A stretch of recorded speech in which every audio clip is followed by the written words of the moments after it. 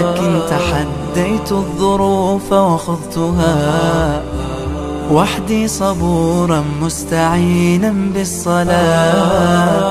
كم مرة عصف الأنين بداخلي، كم مرة قد ذاق قلبي من أسى محن تمر، وكم كرهت مصابها. I went through a lot of books and references from hadith, from narrations of the scholars, the previous scholars, the classical scholars, the modern scholars. What did they say about that? And what truly happened? So we understand the story properly, and then from it, we extract the benefits and is it true that Hussain radiallahu anh did Khurooj on Yazid ibn Muawiyah? First of all, let me build the foundations. The foundation is that it is not allowed for anybody to override the clear, authentic hadith of the Prophet ﷺ with actions of one or two or even three or four companions. When we see the majority of companions have taken the path and the guidance of the Prophet ﷺ. So if we have one person or two people saying something or acting against the advice of the Prophet ﷺ, this is disregarded, and we can't say that this is a dalil. Number two, the second foundation is a person's action is not considered. We can't consider it as dalil or proof if it is unclear, if it's mutashabih. Maybe he meant this, maybe he meant that. And this by itself, the people who follow the ideology of the Khawarij, and many actually deviants, play around with this, and they fool people, and they make them doubt in they spread doubts in the Muslimin with regards to these foundations. They don't follow these foundations. They say, what about this guy? What about that guy? What about that alim? He said this. What about that? And when you present to them the hadith of the Prophet ﷺ, they just play around it. They reject it. Indirectly, they reject it, of course. Now, to confirm this even further, to obviously back up my case even further, that the companions radiallahu anhum, when they spoke to him, some of them, some had other reasons, not all of them, said, don't rebel against your leader or don't rebel against Yazid. Some did. Some were like, the people are treacherous, etc., etc., etc. But we'll get to that later. So as you can see on screen, we've got Muqaddimah ibn Khaldun. Muqaddimah ibn Khaldun. And as you can see, it states that as for other than Hussain radiallahu anhu from the Sahaba who were in Hijaz or in Sham with Yazid and Iraq, and those who follow them, those who follow them, they were of the opinion of what? What were they of the opinion of? Listen. They said they saw the companions that saw rebelling against Yazid, even if he's a sinner, is not correct. Or it was not permissible. And this would obviously transpire in terms of killing and bloodshed. Notice this is the illah. This is the illah. And we'll get to obviously questions regarding whether Khurooj is ta'abbudi or mu'allalan. We'll get to that in part 2. We're going to ask some hard-hitting questions regarding that as well. Obviously they did not follow Hussain radiallahu anhu and did not condemn him for this, nor did they declare him sinful. Subhanallah al-azim. For verily he was a mujtahid, and indeed an example to be followed for the mujtahideen. Listen to this. So to summarize, it mentions that obviously those who opposed Hussain radiallahu anhu basically sat and did not give him any support, obviously, or aid him. They say that they were the majority of the companions. No problem. We concede that. But look at this. He says, وَكَانُوا مَعَ يَزِيد, and they were with Yazid. And listen to this. This is very important, people. Where the arrow's over. وَلَمْ يَرَوْا الْخُرُوجِ عَلَيْهِ. They did not see rebelling against Yazid. Classical scholars, historical scholars confirming. He's trying to change the narrative, you see. He's trying to rewrite history. This super Salafi, interpolation. No. We did Khurooj. Clear. We're going to prove it in further depth, but we're going to go to the story. So as you can see in my hand, I've got Fathul Bari by Ibn Hajar al-Asqalani. Fathul Bari by Ibn Hajar al-Asqalani. So he mentions that the second group that rebelled, not calling, to seek power, not calling to their beliefs, and they are two types. So who are these two types? He mentions that the group that are two types, the first one, that rebelled, listen, kharaju, they rebelled angrily for the religion. due to the oppression of their leaders. Okay? And them not acting upon the sunnah, they are the people of haqq. And again, in part 2, we'll get to al-haqq and his ridiculous example or explanation. Honestly, part 2 is going to be not as bad as this, but on par. Then he mentions, وَمِنْهُمُ الْحُسَيْنِ بِالْعَلِي. And amongst them that did khuruj is who? Hussain bin Ali. وَآلُ الْمَدِينَةِ فِي الْحَرَّةِ وَقُرَّاءُ الَّذِينَ خَرَجُوا عَلَى الْحَجَّاجِ وَقِسْمُ الْخَرَجُ لِطَلَبِ الْمُلْكِ فقط سواء كانت فيهم شبهة أم لا وهم البغاة. Fath al-Bari by Ibn Hajar al-Asqalani, we have al-Ghazali confirm that Hussain radiyallahu anhum did khuruj. Okay, he did khuruj. As you can see on screen, we've got Sir al-Alam al-Nubala by Imam al-Dahabi. So we got Ghazali, now we got al-Dahabi. And he says, subhanallah al-Azim, he says, when commenting about Yazid, he says that his reign began with killing of the martyr, okay, al-Hussain radiyallahu anhu, okay, and it ended with the battle of al-Harra. So you notice he killed the noble grandson of the Prophet Muhammad sallallahu alaihi wasallam, complicit. Okay, well, I can't say he was, you know, the one that ordered the killing, but he was definitely complicit, because he says his reign began with the killing of the martyr al-Hussain and he ended with the battle of Harra.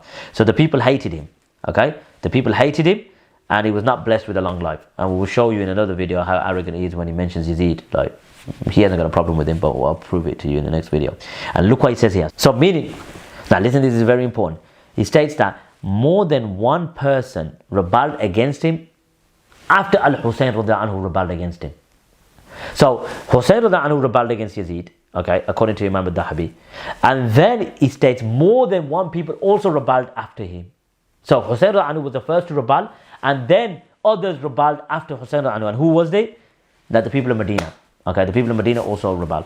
And then he mentions a few names. I think some of them are Al-Khawarij. And look at this, where the arrow's over. Who else rebelled? Which he denies, that no Sahaba rebelled, by Imam al-Dahabi. Okay, we got Al-Ghazali, who mentioned that many of the Sahaba rebelled. Okay, so Al-Hussain radiyallahu anhu rebelled. Look what he says as well with the arrows over. Wa Ibn Zubair bin Mecca. And Ibn Zubair also rebelled. After saying, وَخَرَجَ عَلَيْهِ غَيْرُ وَاحِدْ بَعْدُ الْحُسَيْنِ. That more than one person rebelled against, or more than one people rebelled against Yazid after Al-Hussain rebelled against Yazid. And as the arrow's over, he says, "Wa Ibn Zubair bin Mecca."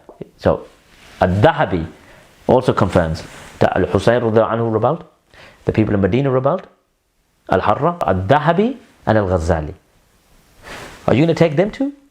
Known historians as well.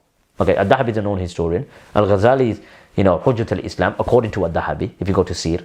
Okay, or you're going to take a nobody in the 21st century who's changing the whole narrative, who's distorting history, okay, creating his own narrative, creating his own, conditions and inventing conditions, or you're going to take two noble scholars, classical scholars of the past, giants in their own right. As you can see on screen, we've got Muqaddimah Ibn Khaldun, and he was the one that said he used Ibn Khaldun's book, remember? So I'll just summarize. He just mentioned that as for Hussain radiyallahu anhu, when he saw the flagrant transgression of Yazid, or the apparent transgression of Yazid amongst obviously his time, he mentioned that the Shia obviously wrote from the Shia of the Ahlul Bayt wrote to Hussain radiyallahu anhu to tell him to come to him, etc. But where the arrows over, he says that Hussain radiyallahu anhu saw Khurooj against Yazid. Khurooj against Yazid due to obviously his fist. Ibn Imad, okay, Al-Hambali. And as you can see, it states that it's been narrated or transmitted with agreement also that the acceptability of the Khurooj of Hussain ala Yazid. Khurooj again, okay, ala Yazid. And the Khurooj of Ibn Zubair. So he confirms that he's done Khurooj as well, okay. No Sahaba did Khurooj, but we got classical scholars confirm. Al-Dahabi confirmed he did Khurooj. Ibn Imad al-Hambali confirms he did Khurooj. Al-Ghazali confirms he did Khurooj. Ibn Khaldun confirms he did Khurooj. Okay, then he also says that the Haramain who rebelled against Bani Umayyah, obviously he confirmed that they did Khurooj as well, so there's no issue there. And the Khurooj of Ibn Ash'ath and those with him from the major Tabi'in and the best of the Muslims against Hajjaj. Then he says the majority of again, Ibn Imad is talking about the Hanabila, okay, because he's a Hanbali. We're going to take classical Hanbali scholars. So he says that the majority of the people have permitted Khurooj against anyone that's similar to Yazid and Hajjaj, and there's amongst them that permit rebelling against any zalim. Okay, we'll show you the arrogance later, how he dismisses these quotes. Okay, so Ibn Imad al-Hanbali. Imam Ahmad قال, it is not permissible to fight against the ruler or rebel against him for anyone from among the people, and whoever does that is an innovator, and he is misguided, deviating from the sunnah and the right path. He mentioned this in as-Sunnah. So as you can see on screen, okay, we've got Ibn Muflih's book. He says, وَجَوَازَ ابن العقيل وابن الجوزي الخروج على إمام غير عادل. That Ibn Aqil and Ibn Jawzi, major Hanbali scholars, who permitted khuruj against an imam that's not just. And listen to this, he says, وَذَكَرَ خُرُوجَ الْحُسَيْنِ عَلَى يَزِيدِ لِأَقَامَةِ الْحَقِّ. That they mentioned the rebelling, both of them mentioned the rebelling of Hussain. Again, Khurooj al-Hussain. Again, Khurooj al-Hussain. Okay? Clear. Against Yazid to establish the truth. Okay? And classical Hanabali scholars. And he also mentions the same statement. He says, وَجَوَازَ ابن العقيل وابن الجوزي الخروج على إمام غير عادل وذكر خروج الحسين على يزيد لإقامة الحق وهو ظاهر كلام ابن رزين على ما تقدم. So he mentions the same statement. And he also adds another scholar called Ibn Razin, who says this is the apparent view of Ibn Razin as well. And the Imam al-Nawawi said in his Sharh in Sahih Muslim, he said, as for rebelling against them, as in the rulers, and fighting them, it is forbidden by the consensus of Muslims, even if they are sinful and oppressors. The hadiths have indicated this meaning, and the people of the Sunnah have unanimously agreed that the ruler is not to be rebelled against due to his sins. Not because he is sinful, he's a bad person, you can rebel against him. No. We've got the book Mughni al-Muhtaj. Khatib al-Shirbini come after roughly about 300 years after Imam al-Nawawi. So if this ijma' was binding upon the ummah, then no imams after would dispute it. There's an ijma'. Ijma' means consensus. So let's see if this ijma' was disputed within the own madhab. Let's see. As you can see on screen, it mentions, and we're going to talk about the Bughat, we're going to talk about that later as well. He says, the rebels are those Muslims who have gone against the head of state, ruler, even if he is oppressive, and the rebels are just according to Al-Qaffal. However, Ibn al-Qushayri transmits the majority from the Shafi'iyah, and that is, which is in the great commentary on Al-Rawda, we're going to get to Al-Rawda, that they are rebels only if the head of state is just. Bear that in mind. They are only Bughat if the head of state is just. So what does that mean if the head of state is not just? I will let you work it out for yourself. Likewise, this is the criteria mentioned in min al-Shafi'is and al-Mukhtasar.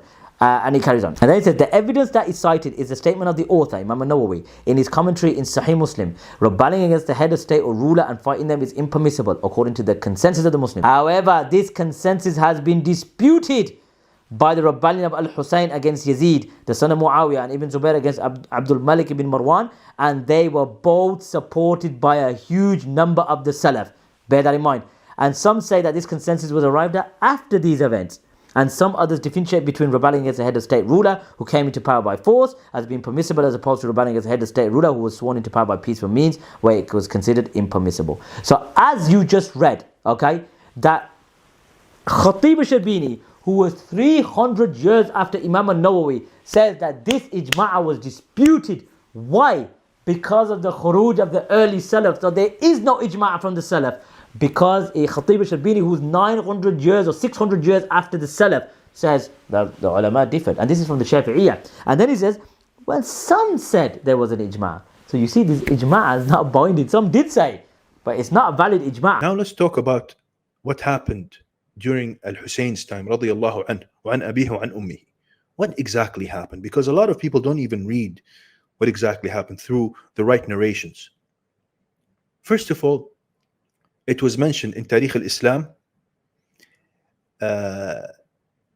and the Siyar al-Dhahabi. He said, Juwayriya ibn Asma said, I heard our elders in Medina countless times saying, when Muawiyah died and Al-Walid ibn Utbah ibn Abi Sufyan was in charge of Medina, he was like a minister or under the rulership of Muawiyah, and Muawiyah's death came from Yazid to Al-Walid. So Yazid told Al-Walid that his father died.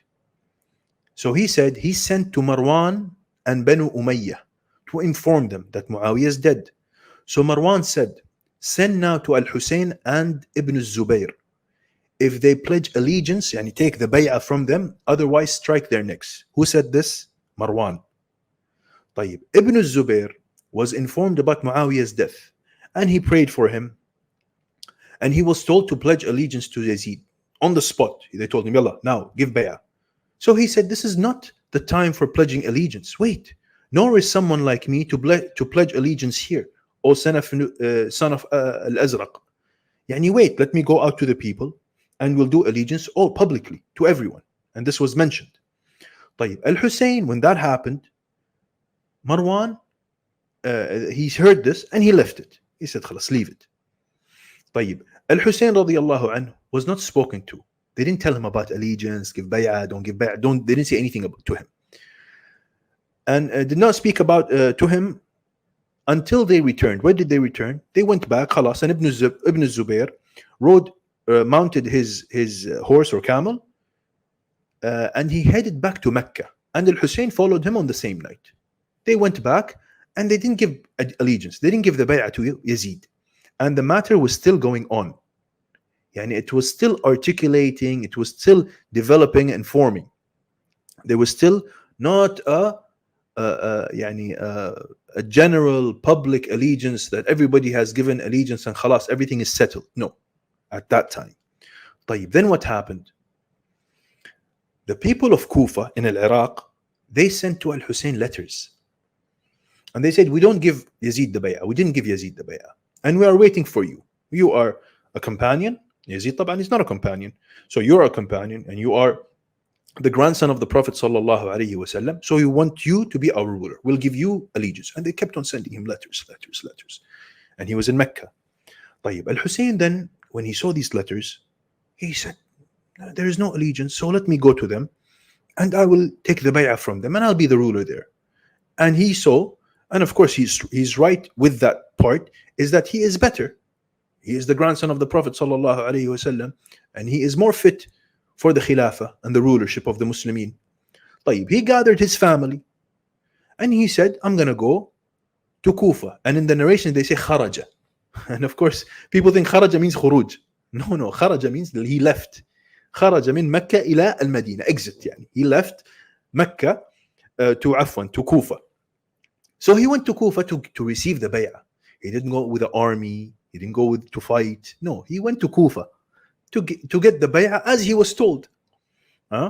And men from the army of Yazid knew about the people of Kufa, that they didn't give bay'ah and they're sending letters to Hussein. What's going on? So they went to them and took the bay'ah from them. They went before Al-Hussein reaching Al-Kufa. They went to Al-Kufa, the army of Yazid and the ministers or whoever is there, and they took the bay'ah from the people of Kufa. طبعا I'm making it very brief because there's a lot of details. I went through maybe 200 pages of the story, but I'm just giving you, and the narrations are there. السير للذهبي والبداية والنهاية لابن كثير ومنهاج. We got البداية والنهاية. Okay. Shahru bin Hawshibin mentioned that we were with Salama radiallahu anha. The news came for the killing of Hussain radiallahu anhu, and she fainted. And then he mentions that the reason for the killing of Hussain radiallahu anhu, that the people of Iraq wrote to or wrote books to Hussain radiallahu anhu, requesting him to proceed to them so they could place to him for the Khilafah. Okay, Khilafah. He wanted the Khilafah. He wanted the whole leadership. And we'll get to their arguments later, which is like really childish. Even the PR assistant, sticking his teeth out, doesn't even realize he's making himself look like a fool. But we'll go to that later. So coming back to me, so he pledged. Okay, they pledged for the Khilafah. So obviously, when he wanted when obviously Hussain radiallahu anhu was getting the pledge of the Khilafah, okay, this was going to be a eventual takeover of leadership. Now, obviously, was Iraq under the control of Yazid, even though the people of Iraq didn't pledge to him? We'll get to that later.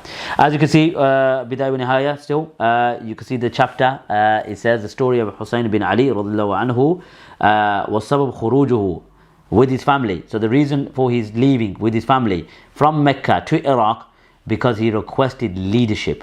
Okay, he requested leadership. He wanted leadership of the Khilafah, as It's been confirmed by Shahr bin Hawsh. So as you can see, we got Tarikh al-Islam, okay, by Imam al-Dahabi. Okay, and the story goes, okay, subhanallah al-azim, this is now, we're going to play their video later. Listen to this. It says that Hussain anhu was martyred with 16 members of his al-Bayt, okay, 16 members of his al-Bayt. And it states that his story is that he left from, he proceeded from Mecca, requesting Kufa to seek al-Khilafa, okay, to seek al-Khilafa. As you read from Imam Ibn Kathir, historian, Imam al-Dahabi, historian, okay, who know the events, they said he wanted Khilafa, al-Khilafa, and he wanted leadership. We got al-Bidayah wa Nihaya again. And it mentions that, okay, that basically the first conquest to Constantinople, basically Hussain anhu was with Yazid bin Muawiyah in the 51st year.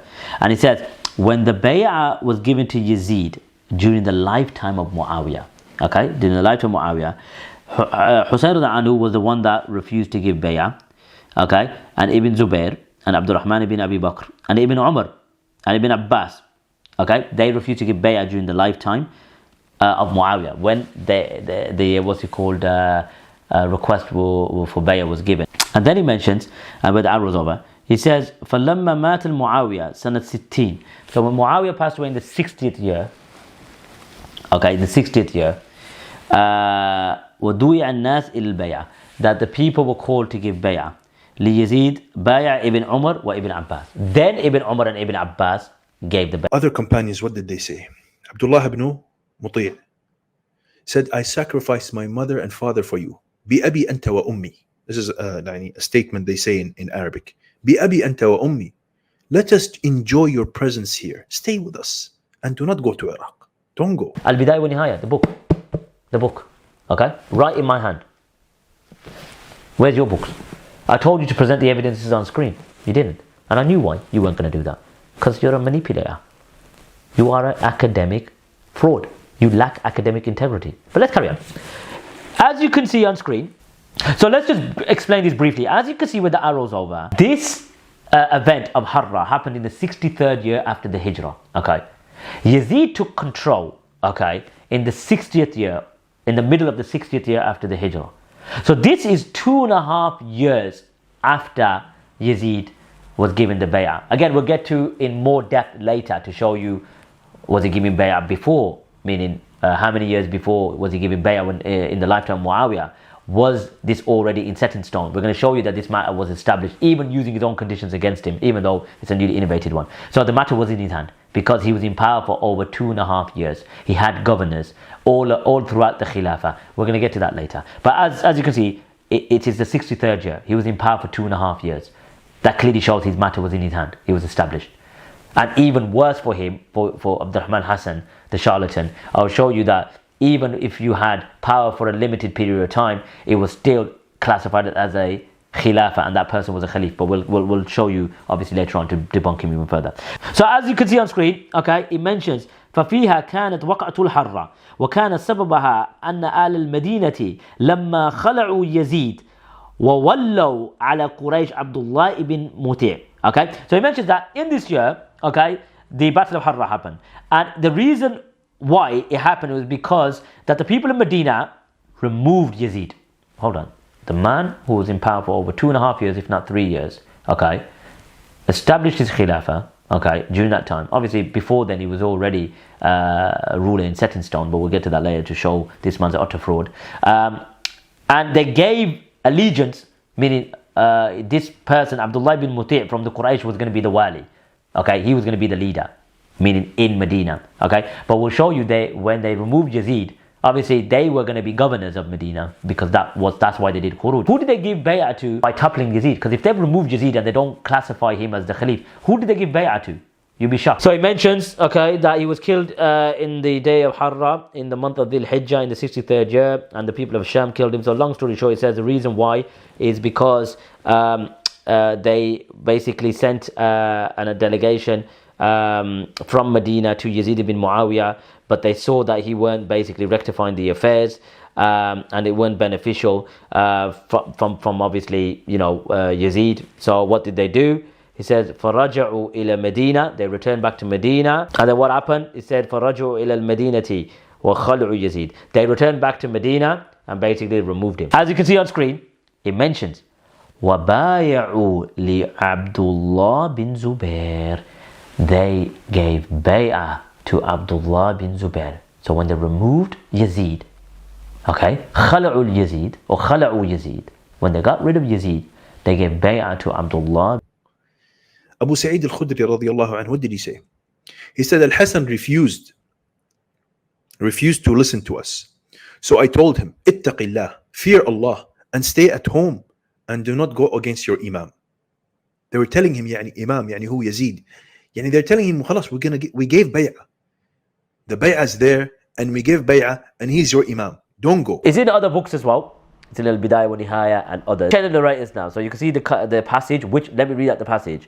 It mentioned that Abu Sa'id said that Hussain radiallahu anhu overpowered me ala al-Khurooj, to go out and do Khurooj. But that's fine, you know. Let's say he overpowered him to go out. Okay? And I said to him, fear Allah and, you know, resort back to your house. وَلَا تَخْرُجْ عَلَى إِمَامِكَ. Do not rebel against your leader. Ala imamik. Okay, there you go. And then he says, and they also spoke to him, meaning Jabir bin Abdullah wa Abu Waqid al-Laythi and other than them too as well. Now, let's go through the chain of narrators. So you got Al-Waqidi. Al-Waqidi now is narrating this. Now, as I said before, he's accepted in history, he's accepted in Maghazi, in battles, and he's accepted in Hawadith Ayyam al-Nas, meaning the events of the people. This is a history book. This is from Tariq al-Islam. That's what the Habib presented. It's accepted in other books as well, like Ibn Kathir in Bidayah wa Nihaya, and other books as well, which we'll probably show you later if we've got the time. Look, let's go through the chain of narrators now. Al-Waqidi. حدثني عبد الله bin Ja'far al-Makhrami. Okay? Who is this individual? Okay, because he said fabricated. You can't reject the chain because of Al-Waqidi. We've already proven because this is Tariq. Okay, this is Tariq and Hawadith Ayyam al-Nas.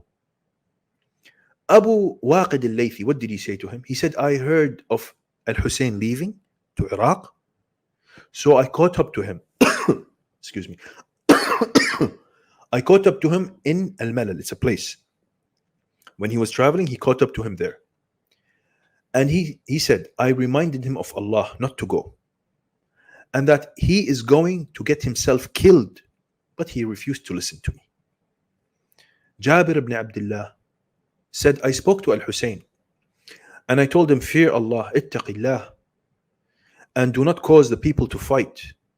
Don't cause division. This is going to cause a fitna. By Allah, what you're doing is wrong. But he refused to listen to me. These are the narrations of the Sahaba, not my statements. This is what the Sahaba are saying, the companions of the Prophet sallallahu alaihi wasallam. What did they say to Al-Hasan radiyallahu anhu? وسعيد ibn Musayyib قال, if Al-Hussein didn't leave to Iraq, it would have been better for him. Abu Bakr ibn Abd al-Rahman ibn al-Harith. And this is something that's very powerful what he said. He said, O cousin, ya ibn Ammi, our kinship is aching for you. Yani my kinship to you, my relationship to you is aching. Do you trust my advice? Do you trust me? So Al-Hasan said, Oh Abu Bakr, you're not the one that cheats or lies. Tell me, give me your advice. What are you going to say? He said, you have seen what the people of Iraq have done to your father. Killed his father, Ali radiallahu anhu. And your brother. Allahu alam what happened to his brother. The details I couldn't find, to be honest. But this was the narration. And your brother. And you intend to go to them while they are slaves of the world. Abidud dunya. Those who have promised to support you will go against you. And those whom you love more than those who support you will abandon you. They'll abandon you. So may Allah remind you of this within yourself. And remember this. Have this, take it as a lesson. And he said, may Allah reward you with good. Jazakallahu khaira. You have indeed exerted your opinion. You did ijtihad on your opinion, and may Allah reward you for that. Whatever Allah decrees will happen. I'm going, and whatever Allah decrees, whatever happens, happens. Abu Bakr then he said, to Allah we belong, and to Him we shall return. O Abu Abdullah, inna lillah wa inna ilayhi raji'un. طيب. Ibn Abbas, what did he say?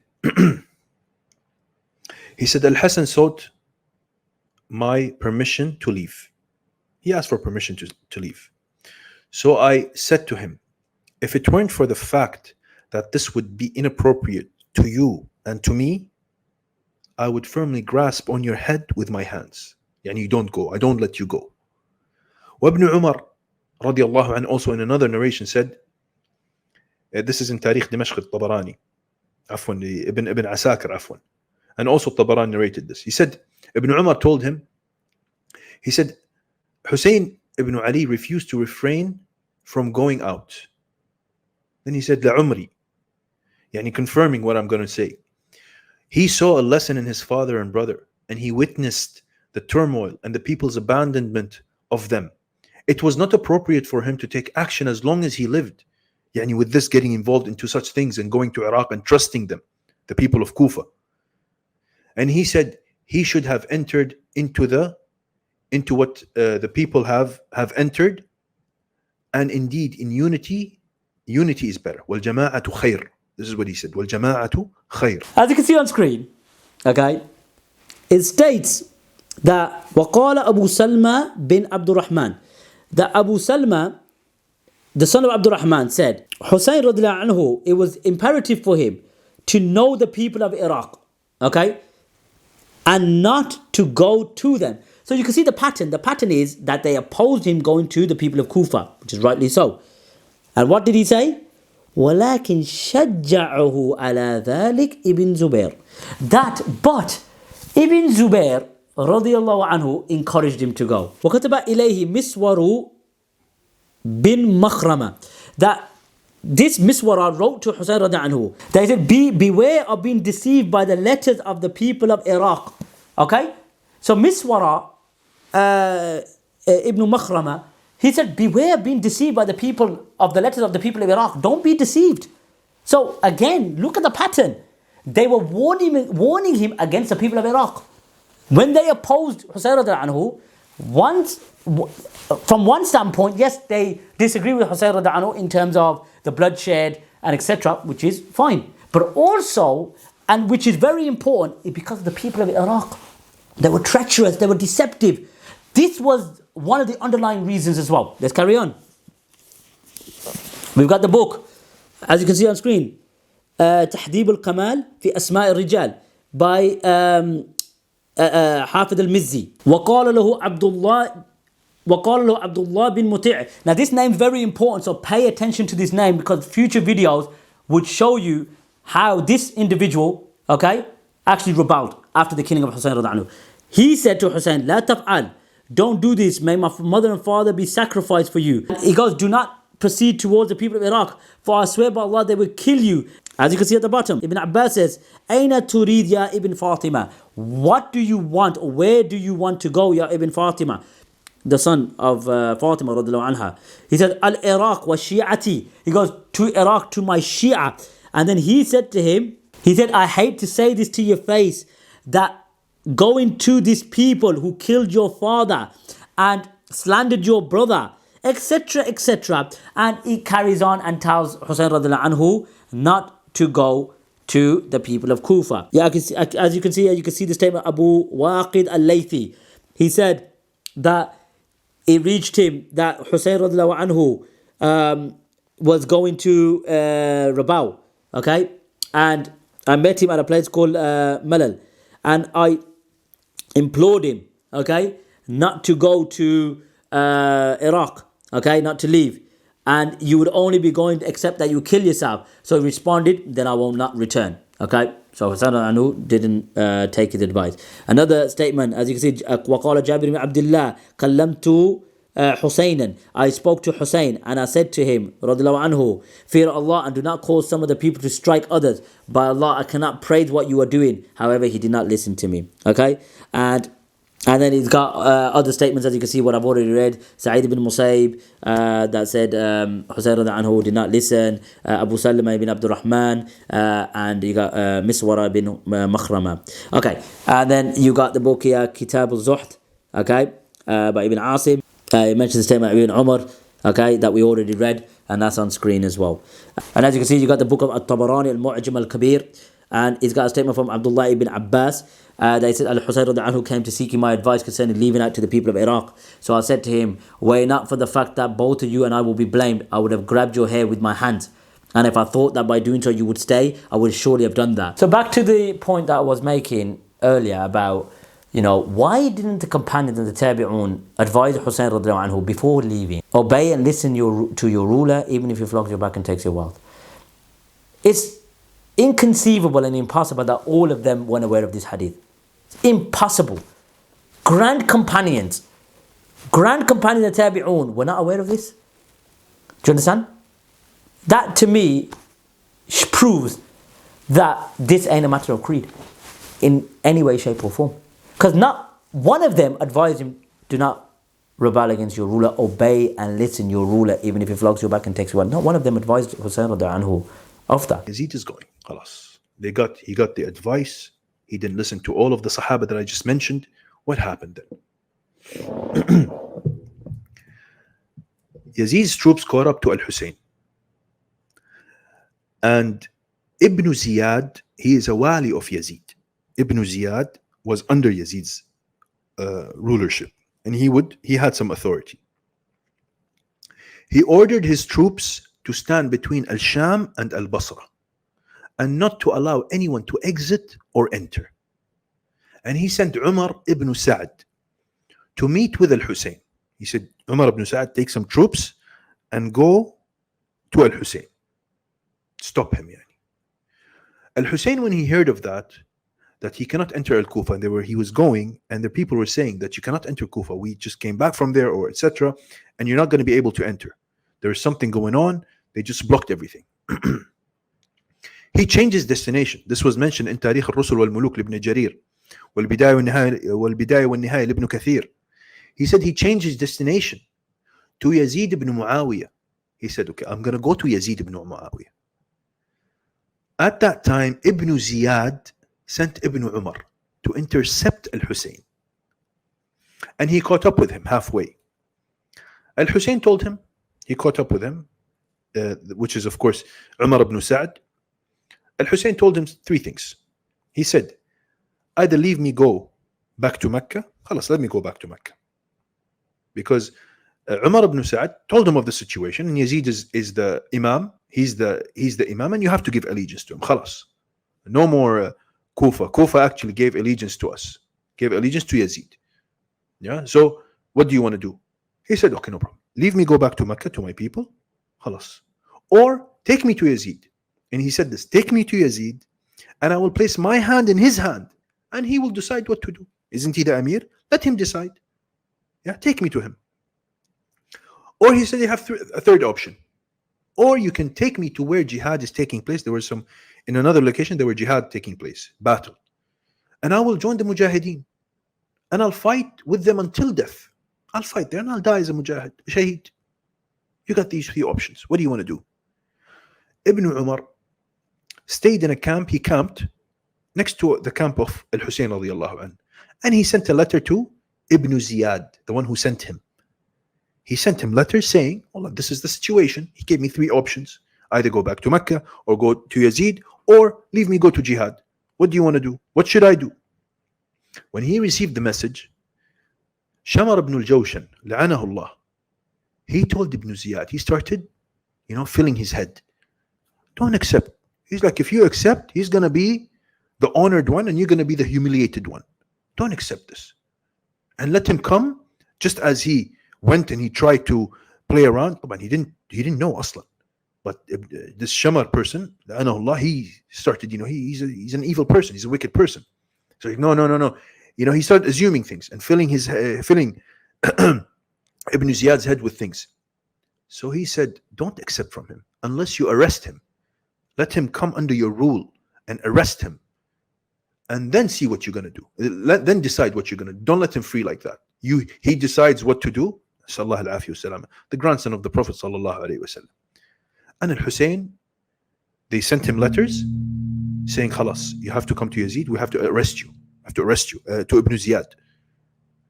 Al-Hussein refused. So Ibn Ziyad ibn Ziyad sent Shamar ibn al-Jawshan. He sent him to take care of the situation. Since Umar ibn Sa'ad was stalling, he wasn't doing anything, he's still waiting, he's like, what do you want me to do? I don't know what to do.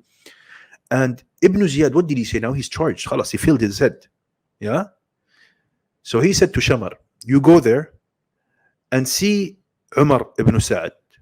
If he's with you to fight, be with him. If he's not, kill him. Kill him and kill everyone. In one narration, they went together. In another narration, no, it was like that. There was actually one situation where Umar ibn Sa'ad was there and then Al-Jawshan came. Yeah? And there was also another narration, Allahu A'lam, if Umar ibn Sa'ad did this or no, but I'm not sure. Some of the troops, when they heard Al-Hussain saying this, they sided with Al-Hussain, radiyallahu anhu, against the troops of Al-Jawshan, Shamar ibn al-Jawshan. This is what happened. طيب. Al-Hussain, of course, we know that he fought. He fought bravely. Because they came and Shamar ibn al-Jawshan came and he said, no, we're not going to accept no this, no that, nothing. All these three options are disregarded. We have to arrest you. Al-Hussain refused. And he fought bravely. And he died as a martyr. Another objection raised, okay, there's another objection raised by the Madakhila and the Super Salafis and their likes, that they say, oh, Hussain radiallahu anhu, when he was on his way to Kufa, when they stopped him, okay, so we're going to go into an elaborative response, but when they stopped him, he said, look, let me give my hand to Yazid. I'm going to place my hand in his hand. So they say, well, look, he retracted, he made tawbah from it. You understand? Look at this. Okay, so we're going to answer that now. Okay, we're going to answer that. So as you can see, I'm going to go back to the book now, Al-Bidayah wa Nihaya. Okay, Al-Bidayah wa Nihaya. And as you can see on screen, and it's narrated by Hussain, فحدثني حلال بن يساف, that Hilal bin Yasaf told me, okay, that Ibn Ziyad ordered not to let anyone in or out of the roads between Waqisa. Okay, don't let anyone in between the roads of Waqisa, to the path of Asham, to the path of Al-Basra. And Hussain came without noticing until he saw a group of Bedouins. And he asked, and they replied, we have no idea except we cannot enter or exit. So Hilal said that Hussain, then Hilal said, and he then headed towards Asham, meaning Hussain anhu and his family, headed towards Asham, towards Yazid. Listen to this. So, the first point here is, Hussain anhu was on the way to Kufa. As we know, he went to do Khurooj because he wanted the Khilafah. We already proved that he was on his way to Kufa, okay, because the manpower was already there. 12,000 men. Remember, we already proved that. So, Hussain anhu, when he was on his way, he asked some Bedouins what's going on. And they told him, look, we can't even enter in or out.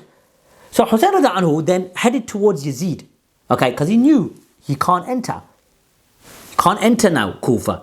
So he was going towards Yazid. Okay? Let's carry on and read on what it says. Okay, let's carry on and read on what it says. Then it says, the horses obstructed him at Karbala. So he was obstructed now. So he's been stopped. And there is a difference of opinion as to the numbers that were there at the time. So Hussain anhu, so just to add as well, okay, the numbers that ranged from the army of Ubaydullah bin Ziyad and the people with Hussain anhu differed. Some say 1,000, some say 2,000, some say 4,000. The Shia go overboard and say 10,000 to 100,000, etc. That's ridiculous. But the correct numbers are about between 1,000 and about 5,000. Okay, between that number. So let's carry on reading now. Hussain anhu then besieged them by Allah and Islam. And Hilal, who's narrating this, said, Umar bin Sa'ad and Shimri bin al-Jawshan and Hussain bin Numair was sent to him. And Al-Hussain besieged them by Allah and Islam to allow him to go to the commander of the believers and to put his hand onto his. Okay, now this is where they say, look, Hussain anhu made tawbah. He wanted to pledge to Yazid. Okay, he wanted to pledge to Yazid. Now let's look at the context now. Hussain anhu was on the way to Kufa. We know he was going to Rabbi, and we know he was aware of what happened to Muslim bin Aqil when he wrote to him and said, look, you got 12,000 men, come. And on the way, Ubaidullah bin Ziyad came, Nu'man bin Bashir was dropped from the government ship, and they killed Muslim bin Aqil, and the Shia of Ali, or the Shia of Hussain anhu, betrayed him. So whilst he was on the way with his family, when he went, he was using Kufa as his base for his Khilafah. The same way Ali radiallahu anhu used it as a base. The same way Hassan radiallahu anhu used it as a base. So when people argue, why did Hussain take his family and friends? Again, stop being deceivers and distorters. He took his family because he weren't going to leave them in Mecca, where he was going to have his base in Kufa.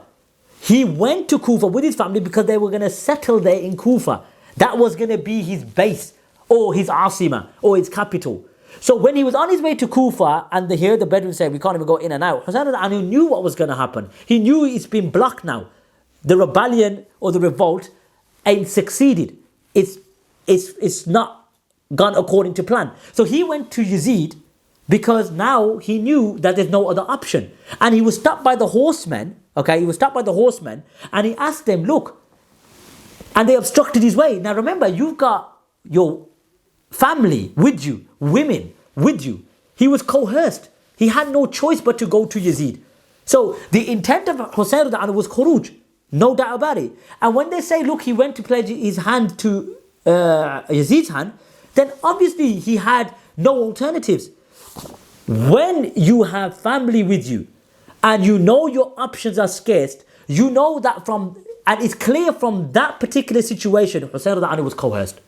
He had no other options. This wasn't done by free will. When he was going to Yazid, it wasn't done by his free will. He was going there because he had no other options. They blocked him from Kufa. And let's carry on reading. And they turned around and said, no, Ibn Ziyad gets to decide what to do with you. And Hussain, when at the time he wanted to pledge to Yazid, he refused. So can I ask you a question? If he was going to pledge to Yazid, and that was his intent from the beginning, why didn't he do it in Medina when they asked him to, before heading off from Medina to Mecca and stayed in Mecca? He would have pledged to, if he was radi, if he was pleased, and he had no issues with Yazid, then why did he not pledge straight away? Why did he leave from Medina to Mecca along with Abdullah ibn Zubair? So you can see this is done by coercion. He did not have absolute free will. The road to Kufa was blocked. Then they blocked him in Karbala. So quite clearly, technicalities upon technicalities, we know from a factual point of view that Hussain radiallahu anhu in Medina refused to pledge to Yazid. He refused, and this is fact. This is common fact. Anyone that disputes this is either ignorant or cannot digest the fact that his filthy methodology would not allow him to see clear evidences. I don't want to stress on that point too much because ultimately he didn't pledge.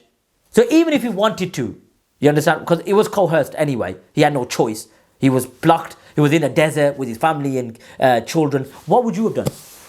When you know what was the intent to go and rebel, to go and topple the Khilafah, as confirmed by Ad-Dahabi and various others, and you get to your destination, or almost get to your destinations, but you realize, hold on, I can't even get in. He knew there and then that it's not going according to plan. So I don't want to stress on that point too much, but I find it absolutely laughable that they even use this. And, you know, Hussain radiallahu anhu did Khurooj. It's not a problem to admit that. He rebelled against Yazid because he had bay'ah, he sought the Khilafah, he went there, sent Muslim bin Aqil. Why did he send Muslim bin Aqil? Because he wanted to make sure all the promises and what they promised him according to the letters is actually what was true on the ground. You could see all of the steps that Hussain radiallahu anhu took was correct. Sent Muslim bin Aqil, he saw the situation on the ground was clear, 12,000 men gave bay'ah, he sent a letter back saying, come, your base is here, the people are with you, and then he took his family there because he had the manpower there, and that was going to be his base. If you want to use technicalities, that's fine, but you can't turn away the reality. The narration, okay, of man qutila duna malihi fahuwa shaheed. Remember they said it's not for the ruler, it's his general, it's not specific. Look what Ibn Hajar brings it under. Man qutila duna malihi fahuwa shaheed. That there was an issue, okay, between, it says, لما كان بين عبد الله بن عمر وبين أنبس bin Abi Sufyan Makan. There was an issue between them two. Okay? And they were going to go and fight. You hear this? They were going to go what? They were going to go and about to fight each other. Then he mentions that Khalid bin As wrote to Abdullah bin Umar to obviously advise him. And Abdullah bin Amr bin As says, do you not know? Okay? Do you not know? And he mentions, obviously because he's talking about not fighting the ruler. And he goes, as you can see, he says, أما علمت أن رسول الله صلى الله عليه وسلم قال من قتل دون ماله فهو شهيد. So basically the hadith itself, when Abdullah bin Amr bin As, they were going to fight, he was going to fight the ruler because he wanted to take his land. Okay? He wanted to take his land and they were about to fight each other. You see? So here you go, Fathul Bari ibn Hajar al-Asqalani. They both were about to have a fight.